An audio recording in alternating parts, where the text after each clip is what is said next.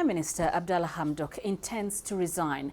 This is according to sources close to him. They say he made the announcement to a group of national political and intellectual figures on Tuesday.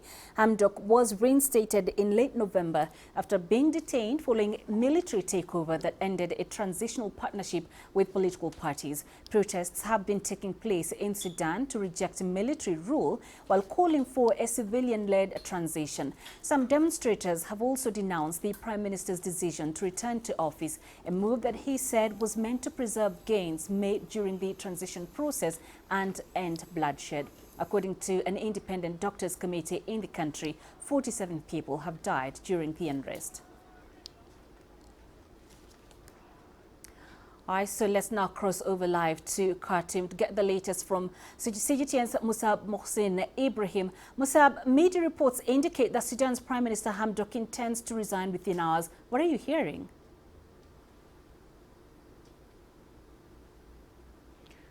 Welcome.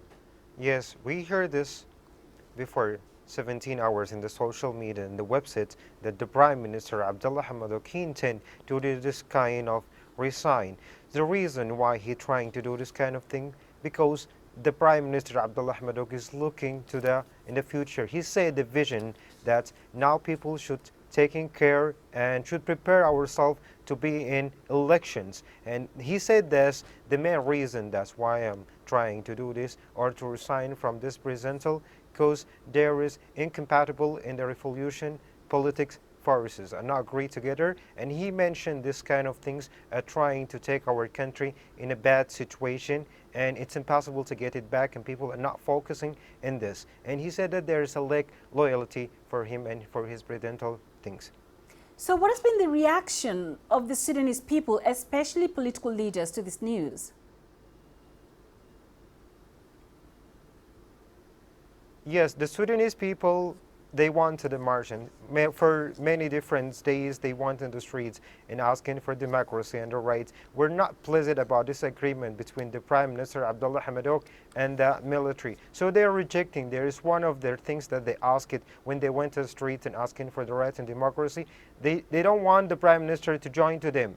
They don't want military at all in the government. So this is the Sudanese people are giving nothing, because this is the thing that they wanted. They don't want him to be with them, because they believe and hope he's the only civilian. He can bring him the hope and life to Sudan again. But the politics, they have another vision from a different side. They say that if he trying to stay away from this could be a great loss for the Sudanese people and the civil government, because he's the only man and the only person is in the presidential with the council military. He's the only person from the civilian people. He worked there and he had this kind of position there. All right, Musab Mohsin Ibrahim in Khartoum, thank you very much for joining us. The UN Human Rights Office has urged a prompt and independent probe into sexual violence and harassment by security forces during demonstrations in Khartoum last Sunday. The weekend demonstrations, in which tens of thousands of people participated, were organized to mark the third anniversary of the protests that began in December 2018 and eventually resulted in the overthrow of the government of the then President Omar al-Bashir in April 2019. Demonstrators were also protesting against the military coup of 25th October. We have received deeply disturbing reports of sexual violence and harassment by security forces during demonstrations in Khartoum on Sunday, the 19th of December 2021. Our Joint Human Rights Office in Sudan has received allegations that 13 women and girls were victims of rape or gang rape.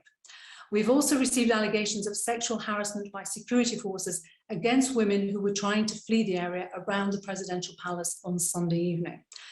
2 protesters died after being shot and around 300 others were injured, some due to the use of live ammunition, some hit by tear gas canisters or beaten by security forces, and others who suffered breathing difficulties from tear gas inhalation. Now let's bring in Dr. Hassan Hanenje, Director of the Horn International Institute for Strategic Studies, for further discussion on this. Dr. Hanenje, is the Prime Minister's resignation, if indeed it happens, expected, and why? The Prime Minister in recent weeks has been facing enormous pressure, especially from public protests, that don't recognize the arrangement that he reached with the military. And that could be putting a lot of pressure because of the apparent erosion of legitimacy in the wake of hundreds of thousands of Sudanese people protesting against the government. But secondly, it may be also be informed by the paralysis that was occasioned by the recent coup, in which he's been incapable of actually making any real progress towards the transition as planned. And finally, it could also be a move to try and also put more pressure on the military to make some concessions, because the status quo cannot be sustained. And so at this rate, there's a likelihood that his government may fall. And so it also be a tactic by him to try and put pressure on the government. So what then is the future of Sudan if indeed the Prime Minister resigns? What we may likely see is that the military may first move to consolidate its role that it has sought to do for a long time. But secondly, because of the increased public protest and pressure and the expected international pressure, they may appoint some other allied civilian as a caretaker in the meantime, as they try to guide the country towards that transition.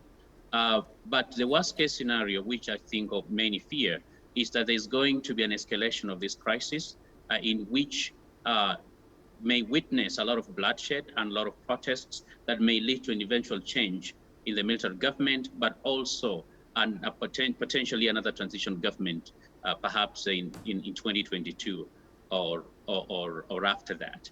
And so there are a number of scenarios that may be expected, but none of them is actually pleasant for Sudan or for the region. Dr. Hassan Hanenja, we appreciate the insights. Thank you for joining us.